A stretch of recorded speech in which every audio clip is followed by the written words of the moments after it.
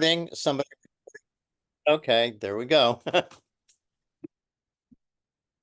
Okay, so we've got some questions, I guess, for today. Yeah, sorry. Let me get set up for like 1 sec. Sure, take your time.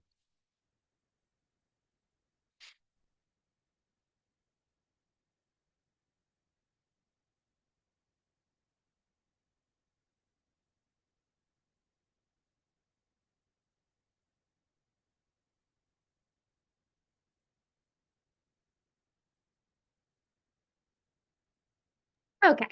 Yeah. So, we're actually gonna do kind of what we did at the last beginning of the interview and reach back to something that we did not quite cover in the past. Sure. So from the first interview, you probably can remember us asking about what's your relation to this event and what's your relation to this identity.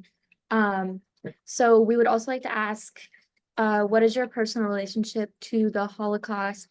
I know you talked a little bit about your father being Ukrainian and your feelings around whether you would be able to leave Germany if you were there, but I would just like to hear more.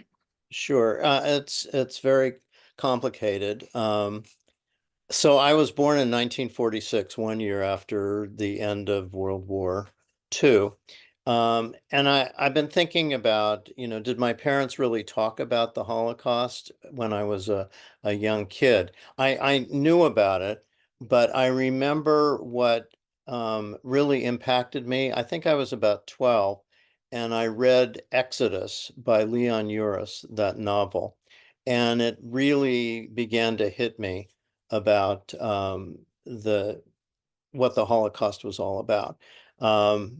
My parents didn't say bad things about the Germans. My father was in World War II, but he didn't go overseas, so he didn't actually fight. Um, he did tell me that, well, actually, he was of an age where he was too old to be drafted. When World War II started, he was 43. But and he had told me when I was young that he joined the army because of what was happening to the Jews. But they weren't super explicit about it, and we had no relatives over there. So it wasn't like they were worried about or at least no known relatives anyway. Um, but it was after I really had very mixed feelings about Germany. I remember very well when the summer I turned 15. I went with my parents for 2.5 months in Europe. I'd never been there before. And I remember when we had a driver. It was a very nice trip. And we drove from Switzerland to uh, Strasbourg in France, but we went through the Black Forest of Germany. So we drove through the lower left corner of Germany. And I remember very explicitly, and my mother too, thinking like, I don't want to be here in Germany. It was only 15 years after, or 16 years after the end of the war. So there was this angst, anxiety about um, just being in Germany and not wanting to do that. And then so that was 1961. In 1972, I was with my ex-wife, and we were traveling for 3 months in Europe, and we went from Prague up to Copenhagen, and we had to stay overnight in Nuremberg, where they had the trials and so on. But again, there was that sense of discomfort. Do I really want to be in Germany? In 1991, I was there again, and with my then partner Gary, and I wanted to go by myself to Dachau. We were staying in Munich, I think, and Dachau was one of the concentration camps. And I remember going on a train, going there, got off. I saw lots of tourists, all with cameras, not telephones. They didn't have them then. Um, and taking pictures. And I said to myself, this is not like a church or a museum or something. I don't want to take any pictures. And I went on I don't think there was a guided tour. You could walk around there. And I remember very clearly walking into what was a crematorium. And I was just standing there and I said out loud, "What am I doing here?" And I burst into tears. So it was like the culmination of um, really the Holocaust being there in my gut and then actually kind of experiencing what was there. So it was very, very powerful, extremely powerful. 3 years later, I was with another friend and we went to Auschwitz, um, the biggest concentration camp in Poland. And you know, I, they had a museum there. There were all the people's shoes and suitcases and everything. I didn't break down and cry. I think that 3 years before when I was in Dachau, that kind of unleashed my uh, emotions. But then, interestingly enough, I didn't feel at that point in the 90s, I was saying to myself, well, most of the people who were Nazis are dead or very old. Um, And what I've observed very carefully was how the Germans actually um, have owned the Holocaust, and they teach their young people, their high school students, about the Holocaust, and it made me feel much different. So I've been to Germany several times. My husband Alan and I were in Bavaria, and so I've relaxed a lot about my initial anxiety about being in German or associating with Germans and so on.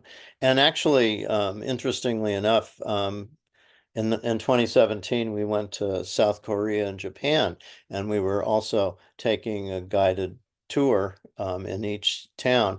And when you have a private guide, you can ask them questions. So I happened to ask one of the guides in Japan, I said, "What do you teach your high school students about World War II?" Because if you really read some history, the Japanese prisoner of war camps were every bit as bad as Nazi camps, and the way prisoners of war were treated and women were treated um, was pretty horrible. And this woman said, "Well, we don't talk about World War II." And I said, "Why not?"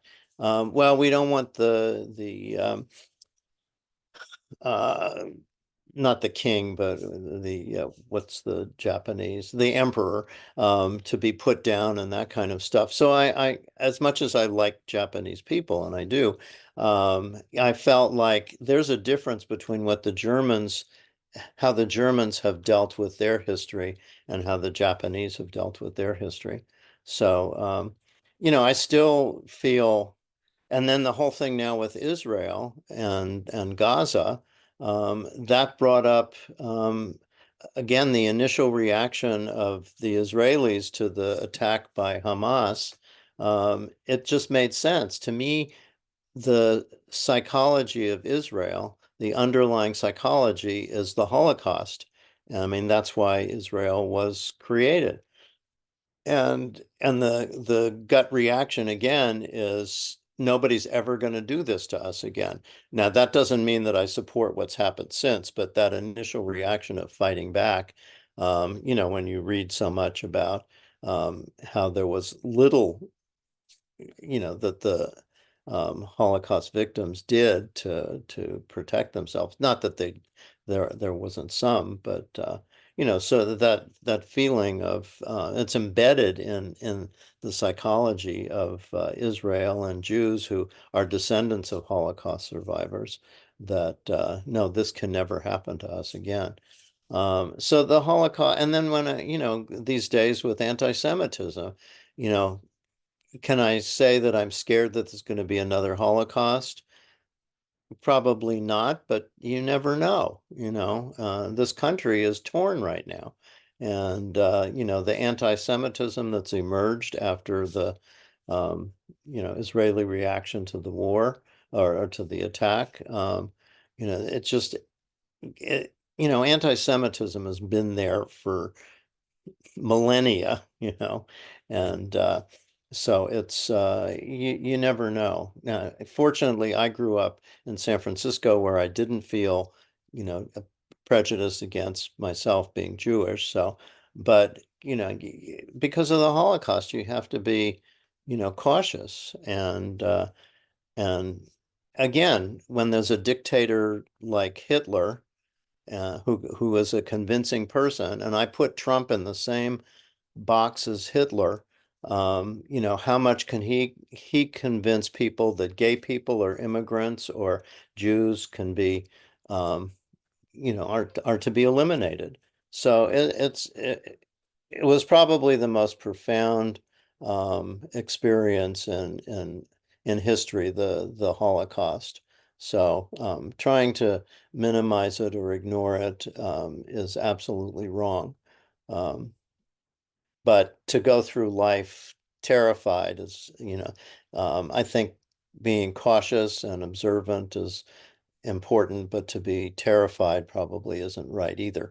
But like I said, I've asked myself if I had been a German Jew in 1930s, would I have had the good sense to escape?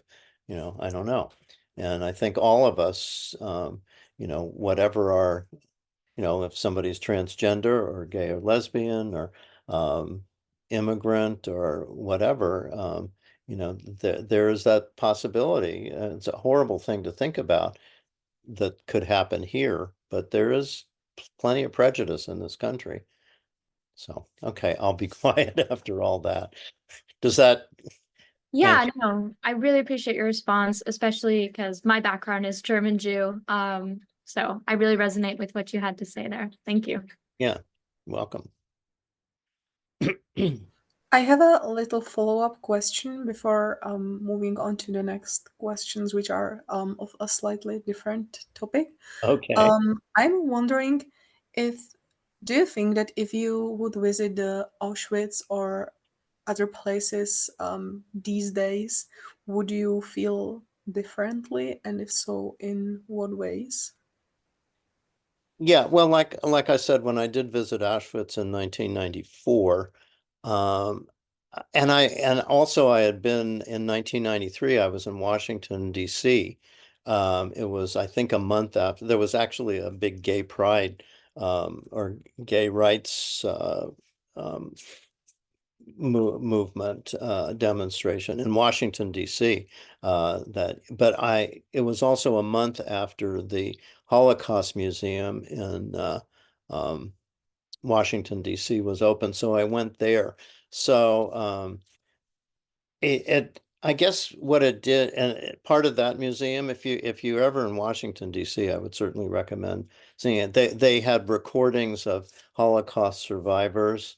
Um, and then, so going to Auschwitz and hearing what people, from the museum, what people went through. I mean, it's pretty, if you really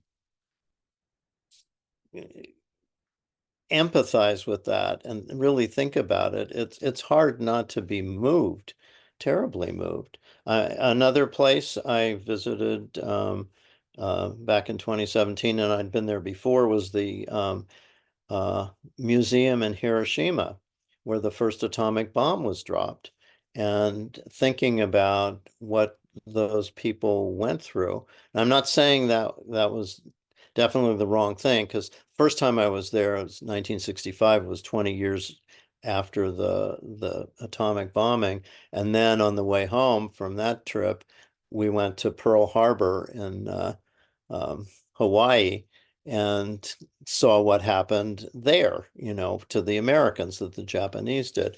So all of these horrible, violent, whether it's through weapons or through gassing people, it's hard not to be moved. Um, by this.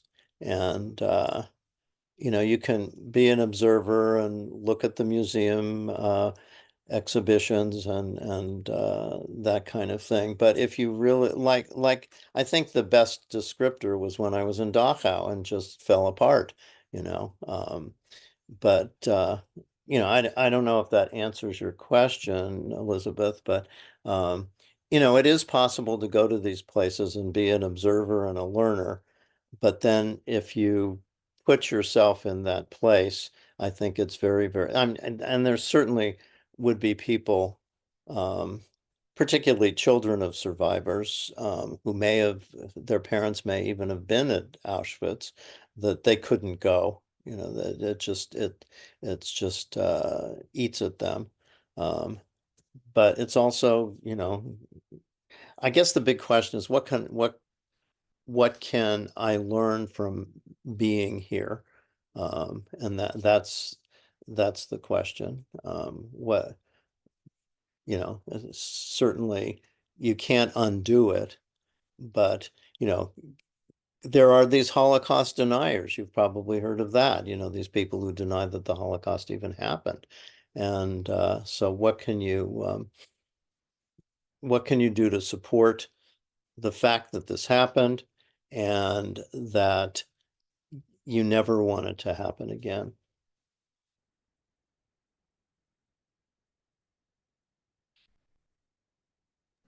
Thank you for responding to my follow-up question. Sure. Um, in case anyone doesn't have any more follow-ups to the first question, I would like to ask you, when we look at the last like 24 years or so, have you been involved in the LGBTQ plus equal rights movements? Um, I would say a little bit. I remember when there was the Proposition 8 in California in 2008. I hosted some meetings and to, encourage people to vote, I guess, for that, which was going to allow same-sex marriage. Or I guess maybe Proposition 8 was the one that would um, ban it. So whatever was the the correct side to benefit me. Um, and I would go earlier in the century. I would go to pride parades, but the older I've gotten, the less I've done that. But and I guess more like at my job at school. I certainly, in the last 10 years, encouraged, like I might have said before, I started a Gender Sexuality Alliance Club 5 or 6 years ago. And, at that personal level, to be an out person, not hide my identity, encourage young people to be comfortable with their gender or sexual orientation. Um, so I haven't been, like at the big, political level, but I think at my own personal level, I've done a lot to, or at least done something to promote LGBT rights. And I contribute money to organizations like GLAAD and um, GLISTEN, which is for it's a student education. So yeah, I do that too. So, um, but I probably could do more. Yeah. Thank you for answering.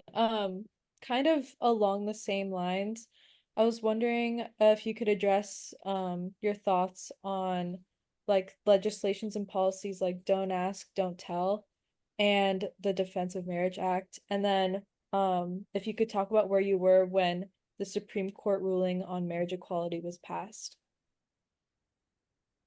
Um, well, that was, I believe, 2015. Um, to answer I was here, I was very happy about that. Um, And the Defense of Marriage Act and the Don't Ask, Don't Tell. I mean, even that was under Clinton, who I, was in favor of as a, fine president. But yeah, I don't believe that there should be, I mean, in my opinion, legislation should not limit anybody, whether it's abortion or um, who you're who you're marrying, um, uh, who you tell. Now, there's this interesting legislation now that is being pushed that schools have like if a student tells a teacher that, and this is in California too, if a student tells a teacher that they think they're transgender or gay or lesbian, that teachers or school has the right or the obligation, not just the right, but the obligation to tell the parents. And that's a very complicated one. Um, Basically, I'm against that because kids are not necessarily ready to tell their parents. And that can really, if the parents are, the parents of gay kids that I've worked with or transgender kids, they've all been, they've perhaps struggled with it, but they've been very open. Um, and, um, but that's not true. That's not true of all parents for sure. Um, Probably particularly in those districts that are pushing for this. Yes, parents have a right to know as much as they can about their kid, but like Arden says, yes, it could be life-threatening. Yeah, you're absolutely right. Thank you. Um, so I legislation that forces one view on everybody, I'm very, very much against. So yes, I mean, abortion is, I mean, I can certainly empathize with people who are against abortion. Okay. But that doesn't mean that you can force your opinion on everybody else. So the don't ask, don't tell, that was, I think it was trying to be a step in the right direction. Don't ask if somebody's gay, just sort of accept people who they are. But it also was, um, limiting to people. If you did ask and they told, then they would be vulnerable to being kicked out of the military. So, you really have to look at legislation. What are the impacts, not on the majority of people, but on the minority of people, and how is it going to be life-threatening? Is it going to um, really limit them and change them? Prevent them from doing what they want to do. Um, Fortunately, things have, eased up a little bit, since that time. But um, yeah, those are my thoughts about that. Thank you. So, did you participate in marriage equality efforts? And if so, how? Yeah, like I said, when that Proposition 8 was there, I wrote letters to people and, people that I knew. Most of the people that I knew were, sort of pro um, marriage and marriage equality.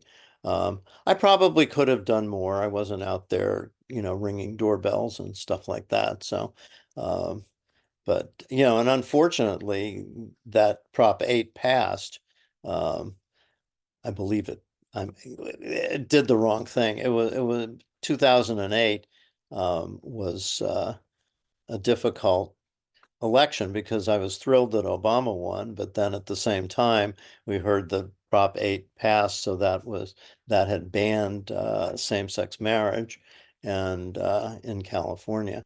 And Alan and I had just gotten married, that officially married, that prior June. So there was that 5 months um, uh, time period when you could get married. And then it became illegal after November of 2008. But no, I probably could have done more for equality. Um, so sort of part of the Jewish, you know, ethic, which is you can always do more. It's not because I did anything against it, but I probably could have done more to promote the equality.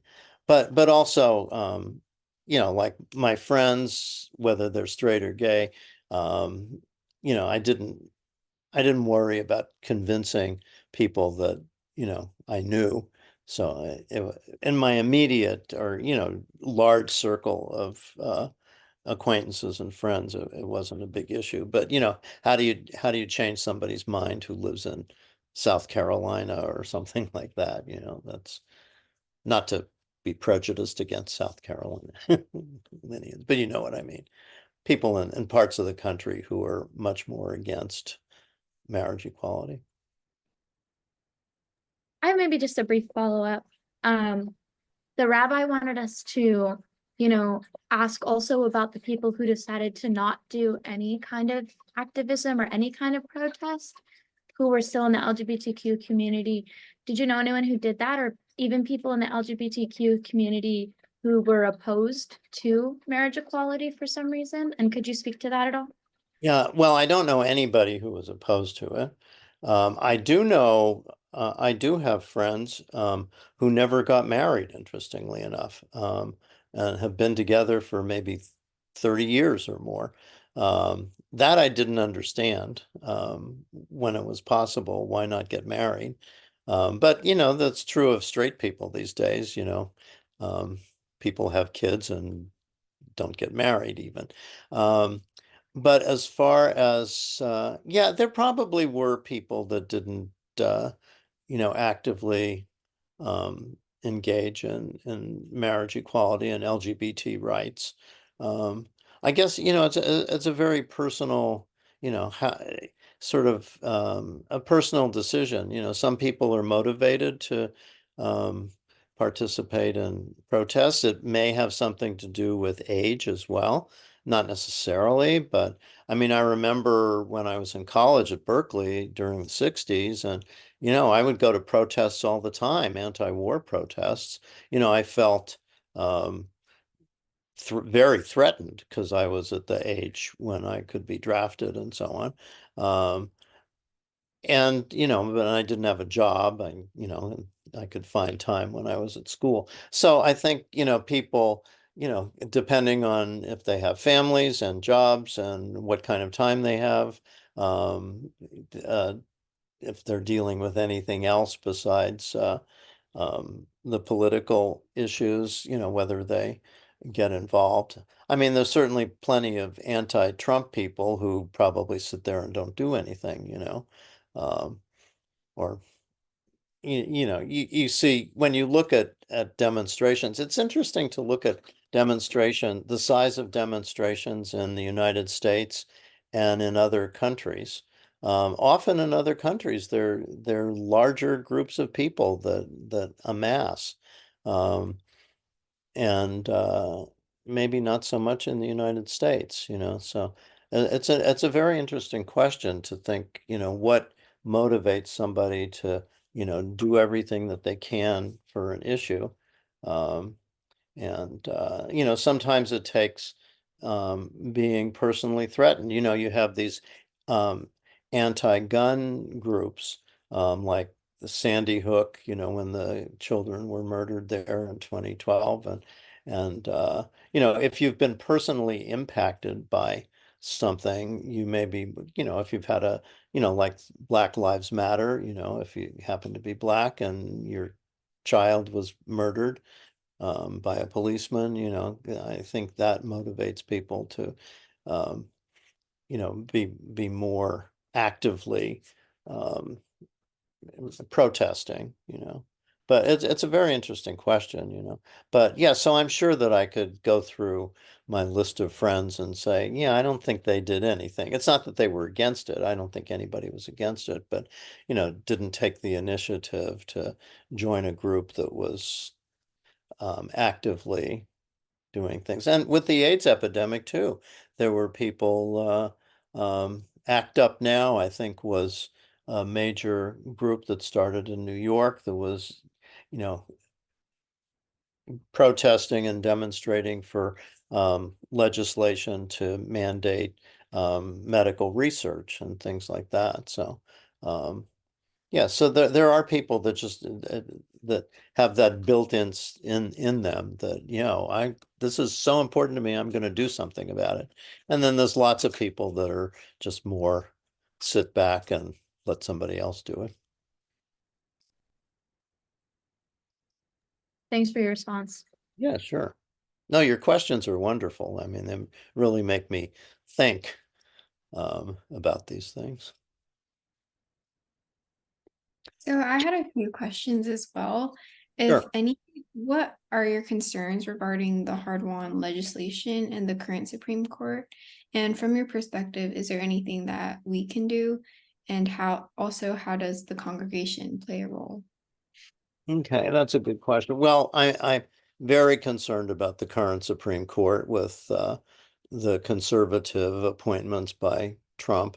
So it's now, basically 6-3 or 5-4 at best on conservative, and I'm not a lawyer, but it seems like the decisions, undoing Roe versus Wade, worrying about what's going to happen to civil rights laws. It's scary. I mean, I like the idea of maybe having a bigger Supreme Court, with a more diverse group. Yeah, I mean, having 9 people decide the fate of 330 million people is, it's scary, and I don't remember growing up without respect for the Supreme Court.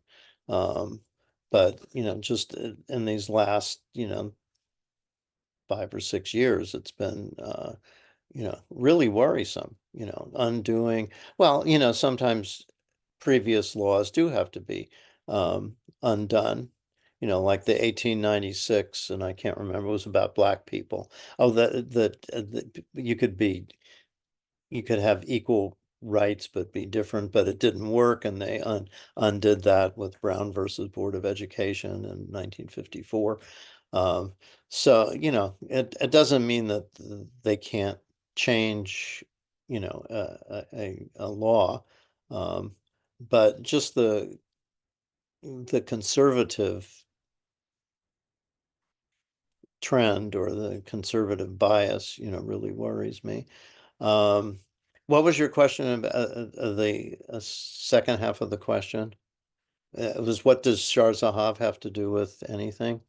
Yeah, how does the congregation play a role, and if there's anything that we can do from your Oh, yeah, perspective? if anything you can do. Well, I think it's really important for young people to be accurately informed about what's going on, think about their own futures, and then obviously vote. Can you all vote? You're all 18, I'm sure, or more. So yeah, it's really important to vote. And I think the trickiest part for everybody these days is, what is accurate information? I mean, that, we never heard the term, disinformation before, but now, can we trust artificial intelligence to provide, because people can manipulate information and there are people that believe it. So I think as a young person, what do you need to do to get the most accurate information about people that you're voting for, or propositions that you're voting for. Um, and then of course there, as we were talking about before, can should you be protesting things?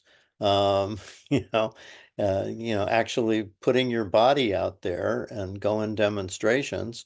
There are, and actually a lot of young people have done that, on both sides of the Gaza-Israel war. There's so many people that are supporting the Palestinians, and I don't disagree with that. I mean, these innocent people are being killed, but it's such a complex situation. It isn't, one side or the other, but just to as an example, there are young people in colleges who are out there demonstrating either for Israel or for Palestine. But what's even better would be to have conversations and find compromise solutions that, people can, work on, rather than just say, I'm right or I'm right, that kind of thing. Um, so I think educating oneself accurately, voting, and protesting when necessary, or finding, what's even better than protesting is really finding a way for two opposite sides to find compromise. So when I was growing up, the Republicans and the Democrats in the Senate and Congress were able to talk with each other and come up with compromise solutions. The country is so polarized now that I have very little, and I don't want to be pessimistic, but right now I have little confidence that um, that finding compromises and talking with each other, um, is going to get the right laws passed. But who knows? It can be changed. Um, but I think on a personal level, I think it's important for young people to be able to talk with each other. If you find, well, let me ask you, do any of you have acquaintances or friends that have very differing opinions, political opinions, than yourself? And how do you deal with that? Me personally, I can't have someone who's drastically different from me, or else they don't respect my right to exist in this country as like a queer person. Mm-hmm. And that's kind of a thin line these days. It seems anyone with like a touch of conservatism is also anti-trans and LGBTQ. Yeah. So that makes it really hard. I can't be friends with Trump supporters. I want to be like kumbaya about everything, but I can't be usually. Yeah. Yeah. The most that I have is I am friends with pro-Israel Zionists, and I am friends with anti-Zionist socialist people. And that's just because it's a very complex issue. Yeah. Yeah. But then to, try and communicate with them, understand where they're coming from and their thoughts, and explain yours. It's better than fighting, but it's really, really complicated. It's very complicated. And then as far as what Shar Zahav has done, I think certainly for LGBTQ rights, Shar Zahav, and I think I said it last week, is, it's been a role model for other Reform synagogues, and kind of push to have rabbis who are queer, have equal rights for everybody. So I think Shar Zahav over the years has really been a vital organization in promoting those rights. Um, and it actually, I think the good evidence is that people who are progressive but straight have joined Shar Zahav because they feel that they're welcome, everybody's welcome, um, and they're everybody's treated with respect. And so I think that's a good evidence that what we've done over the years has worked. Now, in turn, there are also social justice. I think there's a committee and a club so that people can do more specific things through the synagogue to, promote justice.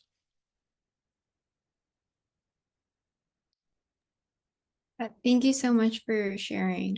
Yeah, I Sure. definitely agree about all the information that's been going around social media. I feel like a lot of people can be misled, and yeah, I think it is really important for people to be properly informed.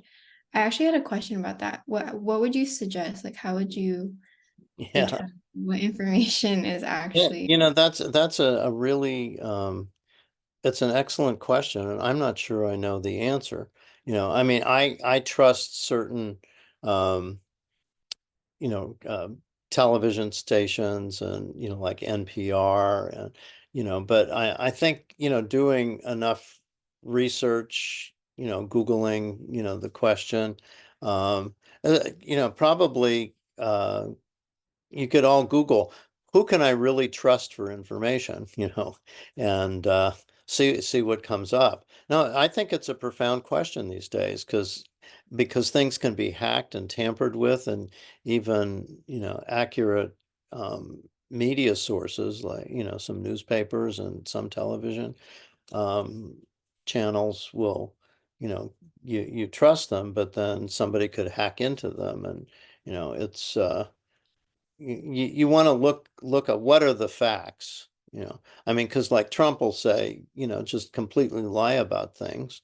um and it takes effort to do, if you really have a question about a specific topic, um there's enough out there on in the internet that provides information. Well, even with something non-political like a medical treatment for something, you can get different information about.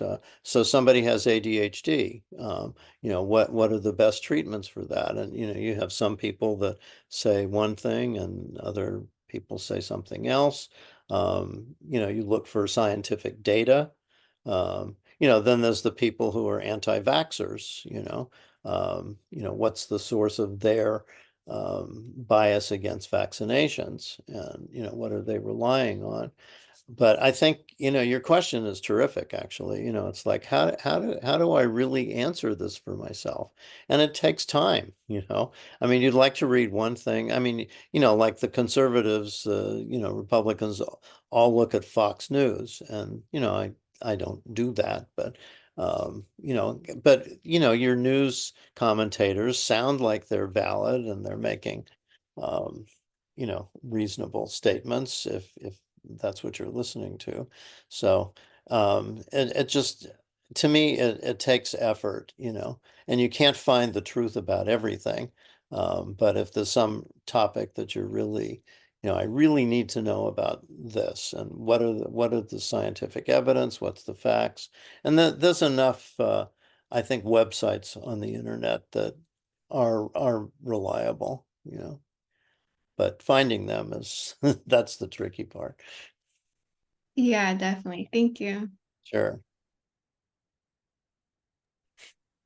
Um, awesome. Thank you so much for answering so far.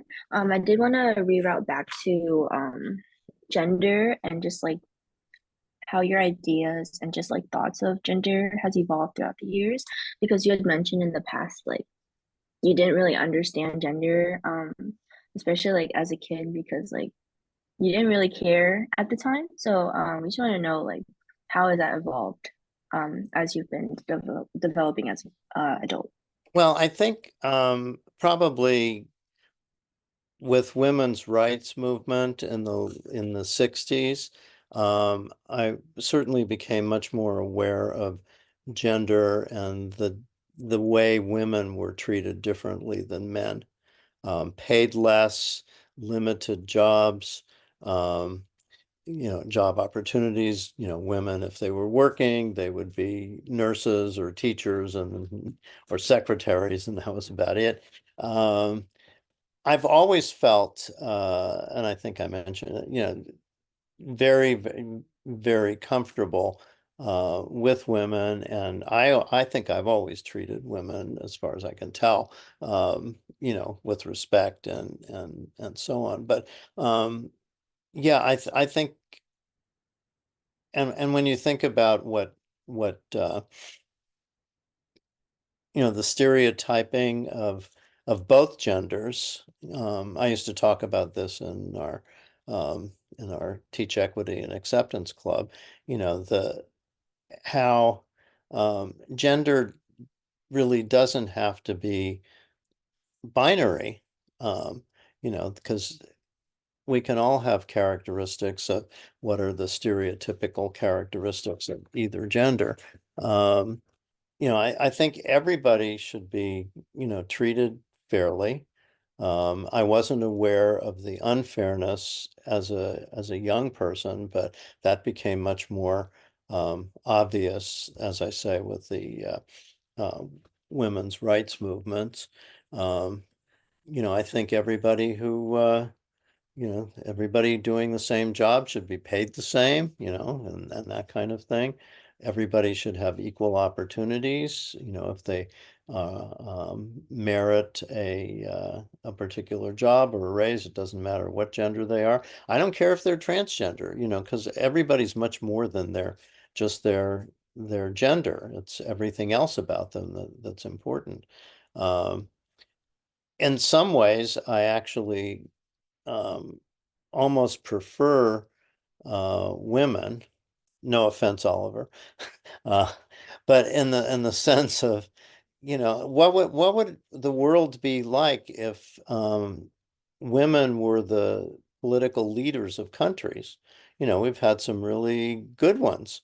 Um, you know, Angela Merkel in Germany was prime minister, and uh, we've had um, the Nehru woman in India and Golda Meir in Israel. And now, I didn't necessarily agree with Margaret Thatcher. She was very conservative, but I think, and now we've got believe it or not, a Jewish background president of Mexico who was just elected. Um, so, I think women are, and now we have more women in college than men, which is very interesting. Things are shifting. So I, I think gender is one part of who we are, but it's not all black and white. There's so much more to each of us than just our gender identity. We don't have to be, you know, macho boy or girly girl. We can be whatever we are. And legislation should protect that and encourage, people being who they are individually and whatever skills they have and what other passions they have, and all of that should count much more than gender. I don't know if that answers the question, but you know, so No, I, yeah, totally. yeah, I mean, I feel, that um, we respect people for who they are, and not just what they look like, you know. Um, but and there's good and not good in both genders. Wonderful men and not so great men, and there's wonderful women and not so great women too. So it's just much, much more. Your gender doesn't totally define who you are.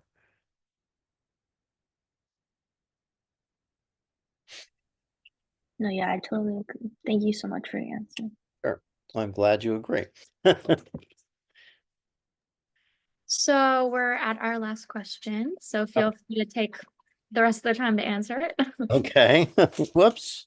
No problem, absolutely no problem. We have, so we're gonna bring it back to Shahar Zahav a little bit. So how does congregation, or how has congregation Shahar Zahav adapted to the more recent movements about gender identity and gender non-conforming and gender expression, to bring inclusiveness into this community? And if, I know you have the cedar, and if you could give some more examples, that would be very helpful. No, I think it's been wonderful about that. It was, I think, the first place, at least in San Francisco, first safe place for transgender people. And I'm trying to remember when the first transgender person came. It's probably been going on 20 years now. But um, that, yeah, and plus the Siddur, the prayer book, you know, um, being reworded so that it wasn't gender specific.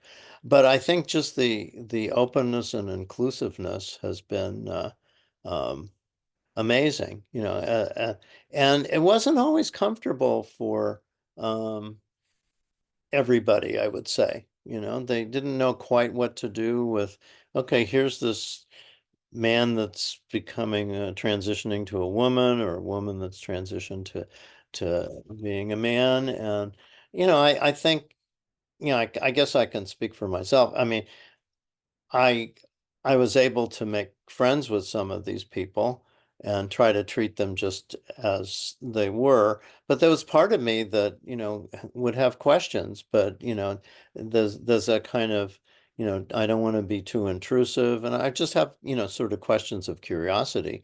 How did you their history, and how that evolved. And but that's not the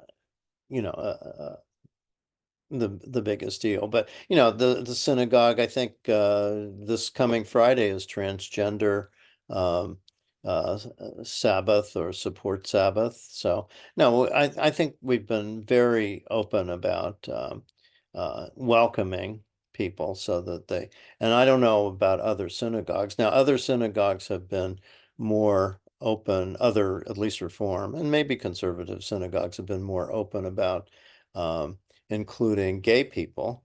Um, but I think transgender is probably the most difficult group to feel comfortable around. But Shar Zahav has done a great job, I think, of just being open and welcoming, and not criticizing, and not focusing on them, just including them in all the services and that sort of thing. So we have transgender people on the Vaad, the board, um, transgender people who are involved with the religious school. Um, so but it's happened over time. And I think people are now much more comfortable than they might have been 20 years ago. But, so. I guess, could you speak to any like more discomfort that people had? Was there a time when there was like a big clash? We were, with a little background, we were able to talk to Alice Weissglass Yeah. yesterday a little bit about her experience, not at Shahar Zahav necessarily, but just being a transgender woman in the Jewish faith. If you could speak any more to that, I know it's a little vague. No, but I don't remember any conflicts like that.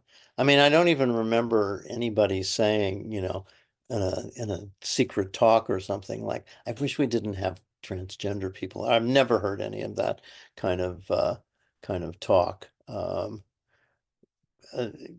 yeah, I think I think everybody at Shar Zahav realizes that inclusion is so important, that whatever they might personally feel. Because I do know people who, I have acquaintances or friends that, just aren't comfortable around transgender people. And, I don't know why exactly. But so I'm not trying to hide anything, that this doesn't exist, but I don't think it ever came out, in any sort of public way, like, should we allow transgender people to be president, or on the VOD, or lead a service or something like that. So I'd be curious what Alice had to say. Did she have anything to say about um, her experience at Shar Zahav? Yeah, Alice, if I remember correctly, anyone else can totally jump in. Alice found a really good acceptance at Shahar Zahav. Alice is anti-Zionist, and so that can sometimes be a sense of I said machloket, argument with other Jewish people at the synagogue who are Zionists, but she tends to be able to hold space for both identities and both belief systems and still attend Shahar Zahav. Yeah. Okay, good. Yeah, I wasn't even sure when I first saw her. I knew she was really tall, but she looked very feminine, and it was so, it's like I think about that, with just my own personal, oh, she's a pretty convincing woman, but whereas others are not necessarily, but the men, the female to male transgender folks, actually they're very convincing. They're often bald, which is convincing. So, but we shouldn't be judging people that way. But it's normal human behavior to sort of look at people that are different and try to think about that. But which is in the larger society, I think that's what um, pe makes people homophobic or anti-Semitic or something. They look at people, or anti-Asian or anti-Hispanic or Muslim. They look at people and they physically look different, and people get scared of differences. I think that's kind of ruling a lot of the politics now. People are scared of people that they feel are different, and um, if you really can get below that and realize, everybody, we all have similarities and we all have differences, and if you want to try to understand them, I think that's good. But, you just accept differences, and you don't have to be scared of them. You can be more scared of different opinions, and how that might impact you. But to try to understand those is very important. It's all about communication. And I think maybe with transgender people, I was really fortunate to be able to work with a few transgender kids lately. Um, and, to really try to understand what they were going through. But, not everybody's comfortable either answering questions, whether it's Black people or gay people or transgender or whatever. I think communication is super, super important, but not everybody's comfortable with that, and you don't want to be um, intrusive. But if you can really begin to try to understand what people are going through, it helps you be much more empathic and much less afraid.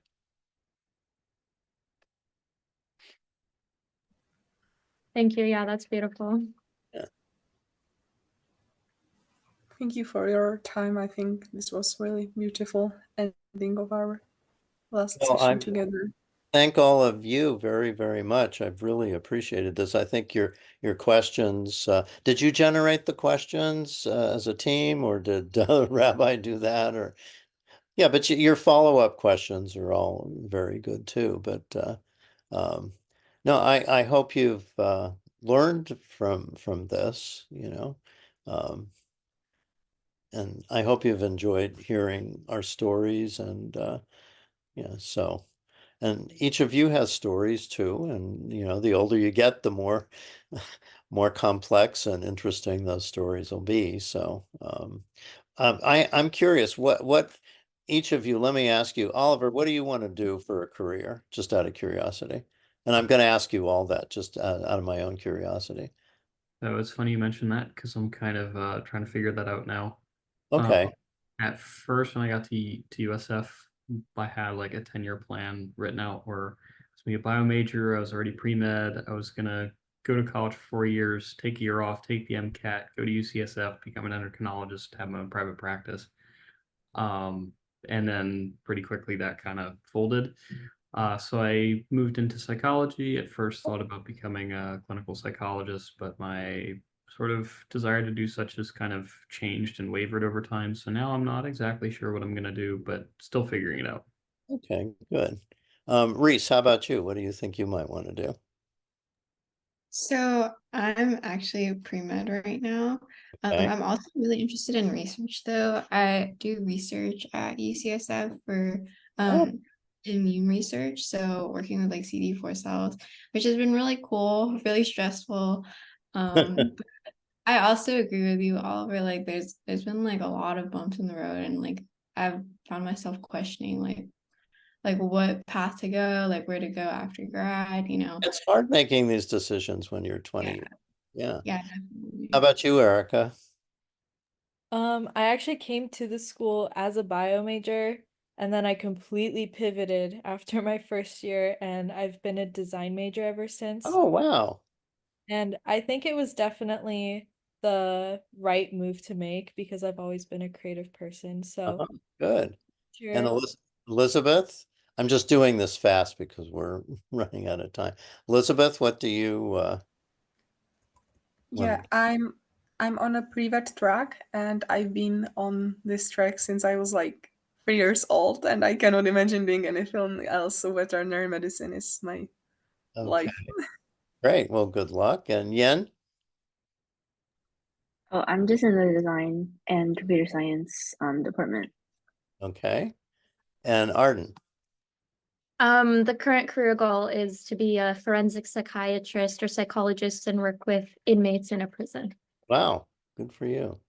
Well, I offer anytime you want to talk about your careers, the rabbi has my email and I'd be happy to have a personal discussion. I've You're a been psychologist, right, Alan? yeah, school psychologist, yeah. Cool. So you have a master's in I have a PhD, PhD in school psychology? educational psychology, yeah. Interesting. Okay. I'll look for that email. I have a lot of questions about graduate school. I was thinking about clinical, but I'm not 100%. Okay, no, I'd be happy to talk with you for sure. Yeah. So I think oh, it's 2:03. Okay.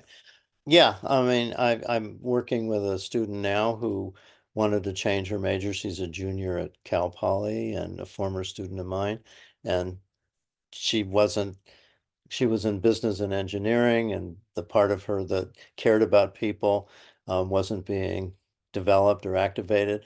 We talked, convinced her, well, she wanted to think about changing to psychology, and she's now interested in school psychology. So, it's normal to have these kind of changes. Hi. Well, hi. I'm just want to take one moment in the context of this gathering to appreciate your service and your volunteer time to be a link in transmitting your legacy and our people's stories to another generation. And I want to thank you, students, for listening so carefully and respectfully and recognizing that you're in this position of becoming the transmitters in the transmission. And the whole thing's a sacred thing. I look forward to listening to the interviews, and I know others after us will enjoy them as well. So as you're wrapping up, I have one more group to visit, but I did just want to stop in and say thank you, Alan. You've Well, been a friend. thank you for asking me. It's been a great, great pleasure. You have been a friend to me since the beginning of my arrangements with the congregation, and it's a beautiful thing to have a long time friendship. And I look forward to more opportunities in the classroom with you at USF. Thank you. Thank you. Okay.